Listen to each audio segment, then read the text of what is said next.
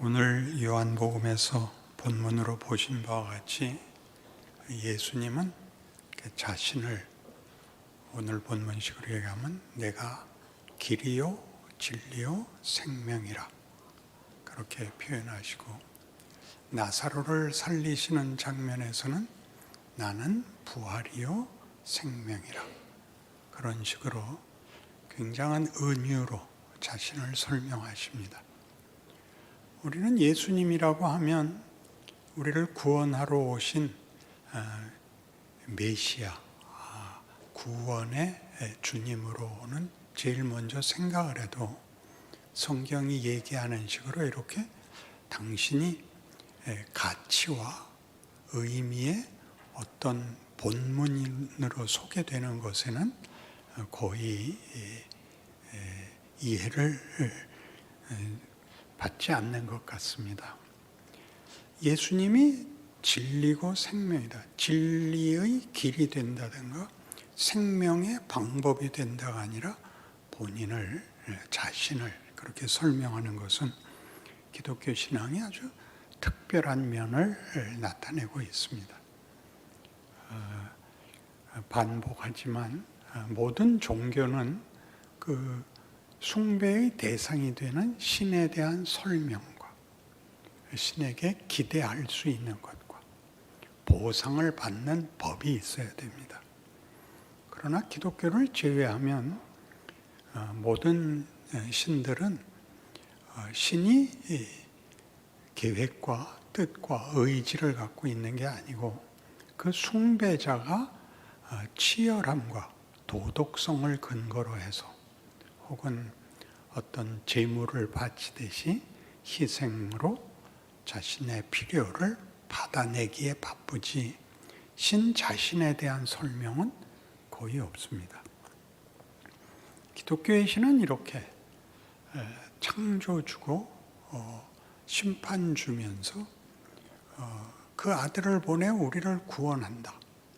그 구원이 하나님께서 그 아들을 보내신 내용같이 진리와 생명으로 부른다 라는 문제들에 대해서는 성경적인 이해가 많이 필요한 줄로 압니다. 예수를 믿는 것이 예수가 구속자로 우리 죄를 위하여 대신 죽어서 죄값을 갚으사 지옥 갈 우리를, 형벌에 떨어질 우리를 천국으로 가게 하시고 복을 주시고 영생을 주신다라는 우리의 이해는 가장 단순하고 분명한 고백입니다. 그러나 예수님은 방법론으로 오시지 않습니다. 훨씬 새로운 일로 오시는데 그는 새로운 세상을 열러 오십니다. 예수의 오심에 대한 바뀐 세상을 말하는 로마서 5장에서는 이렇게 대비합니다. 아담으로 인하여 죄와 사망이 왕노릇하던 세상을 예수로 말미암아 은혜와 생명의 세상으로 바꿨다. 그러니까 세계관이 바뀌는 겁니다. 세계관이라 그러면 대부분 좀 낯설어 하는데 우리가 어떤 질서에 붙잡혀 있는가 하는 것입니다. 우리가 아는 세상 질서는 죄와 사망이 왕노릇하는 것이어서 잘 아시는 생존 경쟁을 해야 되고 약육강식의 방법론이 규칙인 세상을 말하는 것입니다. 거기에 비하여 예수를 믿으면 우리는 죄와 사망이 질서이거나 기준이 아닌 은혜와 생명의 세상에 들어오게 됩니다. 한 걸음 더 나가면 로마서 8장 1, 2절에 고백하는 것처럼 그러므로 그리스도 예수 안에 있는 자들에게는 결코 정죄함이 없나니 이는 생명의 성령의 법이 죄와 사망의 법에서 너를 해방하였음이라. 이렇게 됩니다. 그러니까 다른 세상이 됐다는 거죠. 그러니까 죄와 사망, 실패, 절망, 소멸이 운명이 아니고 생명과 성령에 의한 영광과 천국이 운명인 세상에 있다는 거죠. 예수 안에 있으면. 믿으면이라는 조건에 대한 보상보다 더 크게 예수를 보낸 것이 이렇게 세상 질서를 바꾸고 우리를 그 세상 속에서 영광의 자리에 데려가겠다는 하나님의 의지다, 목적이다, 방법이다, 그렇게 얘기하는 것입니다. 그러니까 우리가 자꾸 예수를 믿은 후에도 보상의 차원에서 신을 대하니까 우리가 할 수 있는 것은 잘못 안 하는 것입니다. 그래서 잘못을 했을 때는 빨리 회개해서 지우는 방법밖에 없는데 이 질서에서는 잘못을 지우는 게 최선이지 잘하는 부분에 대한 요구와 가능성은 제시되지 않습니다. 그러니까 우리 한번 다시 우리가 가지는 신앙심이 세상에서 어떤 식의 왜곡과 편견이 되었는가를 알아야만 기독교 신앙의 특별함을 알게 됩니다. 욥기에서 욥은 의인이고 잘못을 한 적이 없는 사람인데 그는 고난을 당합니다.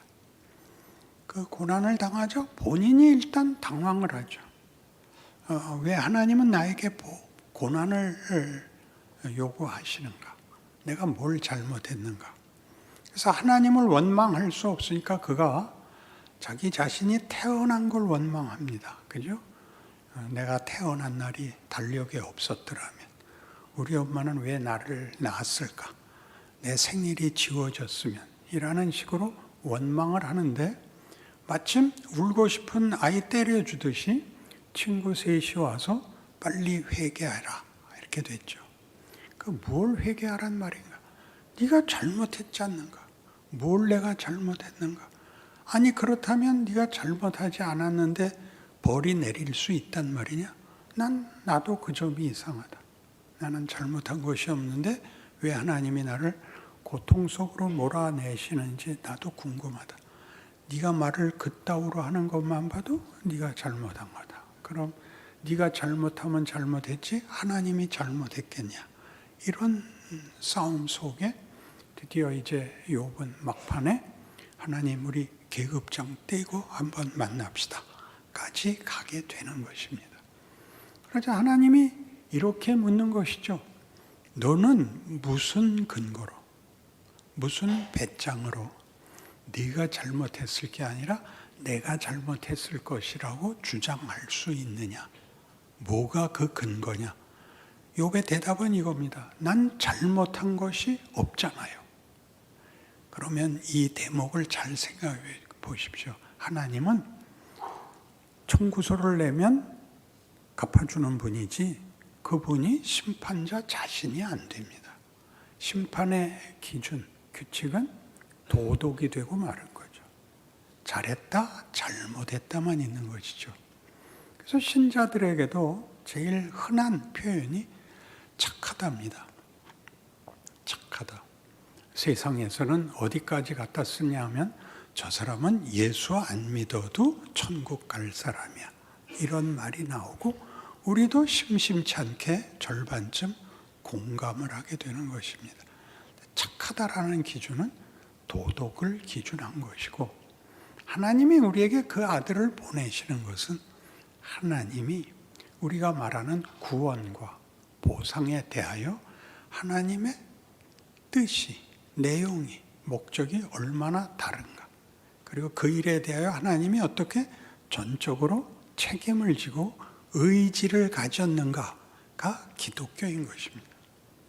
이 일을 위해서, 이 일이 완성되기 위해서는 나는 내 아들까지 잡겠다.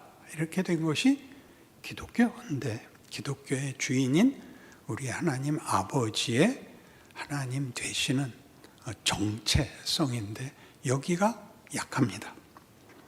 그래서 하나님이 우리에게 자격과 조건을 묻는 것보다 우선해서 하나님이 우리에게 하나님인 책임을 지겠다.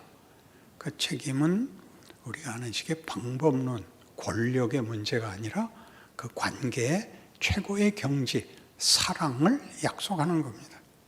하나님은 우리를 사랑하시고 우리 보고도 하나님을 사랑하라 하십니다. 공포의 대상이 아니며 잘잘못의 심판자가 아니라 그보다 더 깊은 우리 세상적으로 부모가 자식에 대하여 가지는 마음이라 그랬습니다. 그럼 그러한 일을 위하여 이 아들을 보내요. 굳이 십자가에까지 못 박을 필요가 있는가? 이렇게 얘기할 수 있습니다. 예수를 십자가에 못 박는 이유는 우리가 사망을 초래했기 때문입니다. 사망이란 죄값인데 죄란 하나님으로부터의 분리이고 하나님으로부터 분리되자 모든 생명은 부패하기 시작했고 소멸되고 왜곡됩니다. 그래서 이 자리에 하나님이 예수를 보내요. 예수님 오심이 임마누엘인 것 같이 하나님이 우리와 함께 하신다. 예, 착한 자들에게 주어진 약속이 아니라 죄인들에게 주어진 약속인 것입니다. 하나님을 버려 모든 가치와 운명이 소멸되고 거짓되고 실패할 수밖에 없는 자리에도 하나님이 들어오심으로써 거기도 포기되거나 소멸되거나 다만 분노의 대상으로 버려지지 않는다. 이게 기독교 구원론입니다. 여러분은 당연히 그럼 뭐 때문에 열심히 믿고 착하게 살아야 되는가라는 질문이 나올 텐데 아무렇게나 살아도 하나님의 사망의 자리까지 마지막 운명의 자리까지 들어와서 우리를 구원하겠다는 게 그 아들을 보내신 것이라면 열심히 살 게 뭐가 있습니까? 이 말이 바로 죄가 가지는 비겁함, 치사함이라 그랬습니다. 우린 못난 생각을 하는 거죠. 못난 생각. 인간이 하나님의 형상으로 지음을 받고 그 아들을 보내어 대신 피를 흘리게 하실 수 있는 만큼의 대상인 지위와 신분에 대한 깨우침. 하나님을 아버지라 부르는 자가 가지는 영광과 명예와 생명에 대한 반응보다 먼저 튀어나오는 게 이렇게 다 포기해버리고 밀어버리고 비겁하고 못나고 억지를 부리고 하는 거에 불과하다라는 이해를 가지셔야 되는 것입니다. 그러니 기독교 신앙은 난 믿어서 천국 가고 넌 안 믿어서 지옥 간다의 구분이 아니라 예수를 믿어 진정한 정체성을 가지게 되면 뭐가 어떻게 현실의 도전 속에서 다른 반응과 책임을 지는가 이렇게 구별이 돼야 되는 거죠. 쉽게 가자 이거죠. 믿었으니까 지옥 안 가고 천국 간다 하면 됐지. 예수 믿는 게 이렇게 골치가 아픕니까? 명예롭다, 영광되다 하는 건 쉬운 문제가 아닙니다. 그것은 돈 내고 살 수도 없고, 그죠?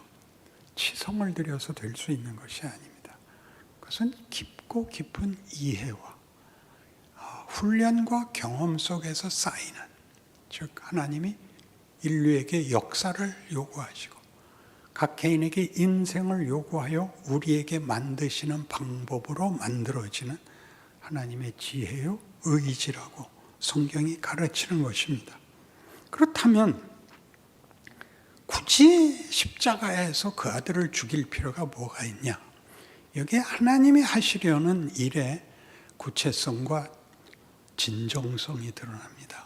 십자가에서 뭐가 드러나느냐 하면 하나님 없는 인간은 모든 가치와 명예에서 분리되어 있기 때문에 하나님의 아들이 구원을 위하여 왔음에도 불구하고 그를 죽입니다. 그러니까 우리는 하나님 없는 세상에서는 모두가 살아남기 위하여 우리 이웃을 잡아야 됩니다. 죽여서 빼앗아야 됩니다.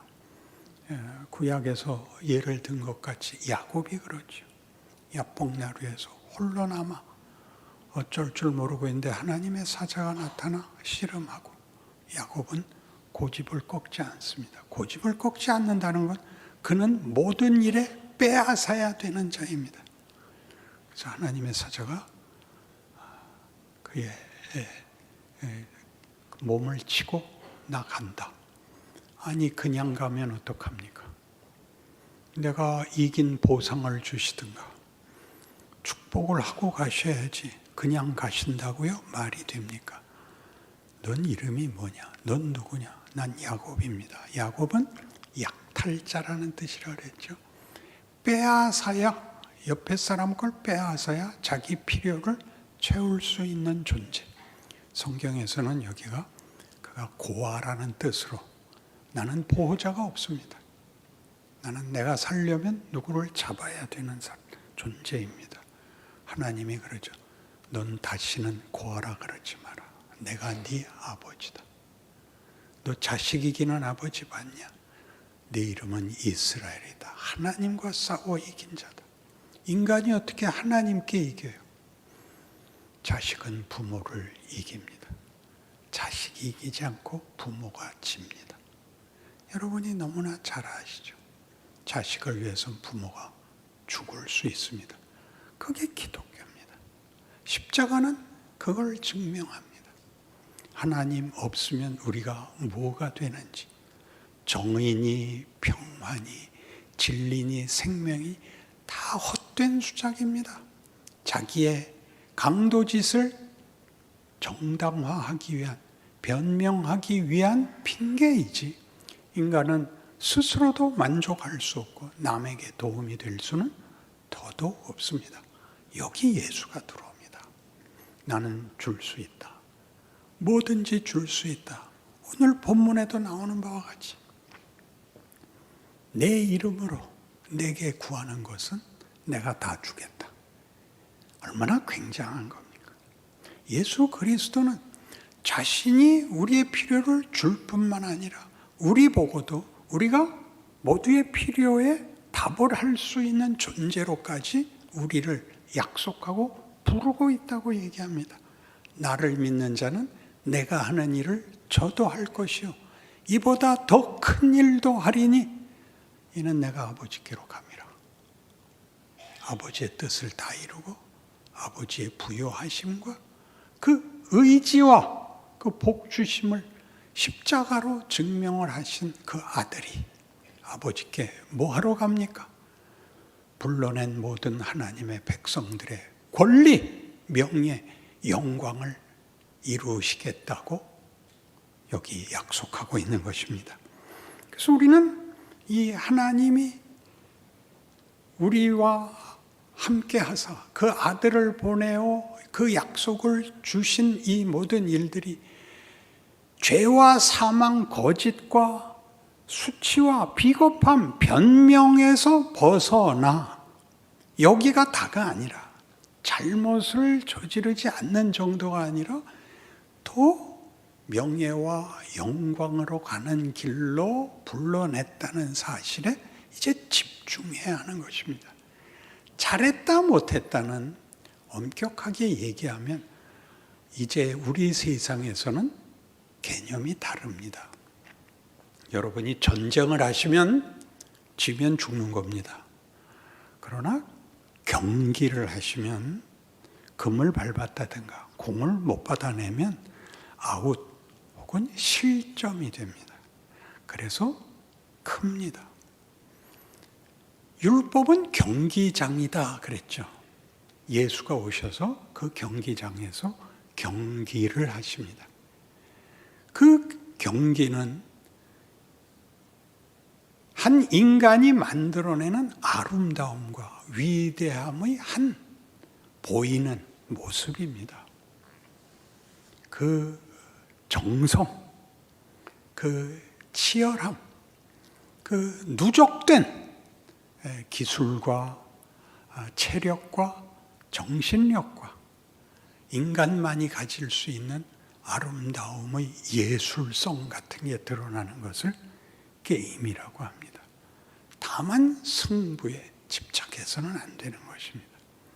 우리는 그 사람이 지나갈 때 환호를 하는 이유가 그 사람이 기계가 아니며 그 사람이 다만 복권이 아니며 그 사람이 한 인격이고 인간이라는 사실에 환호를 하는 것입니다.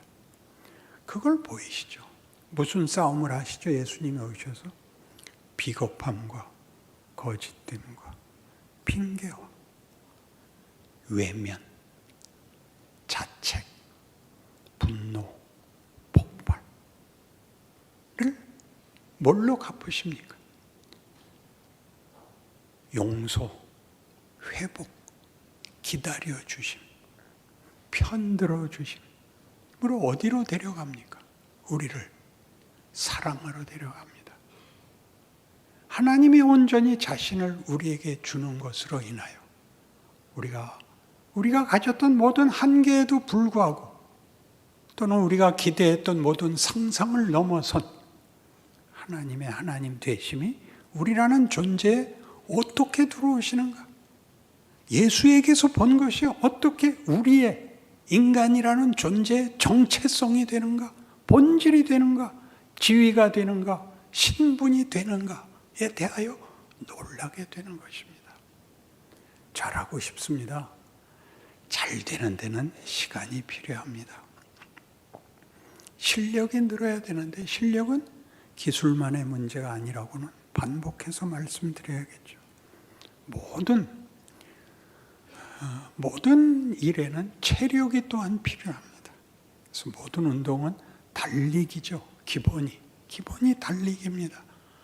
그것이 공을 갖고 하는 것이든 주먹을 갖고 하는 것이든 다 체력이 있어야 되고 기술을 연마해야 되고 그리고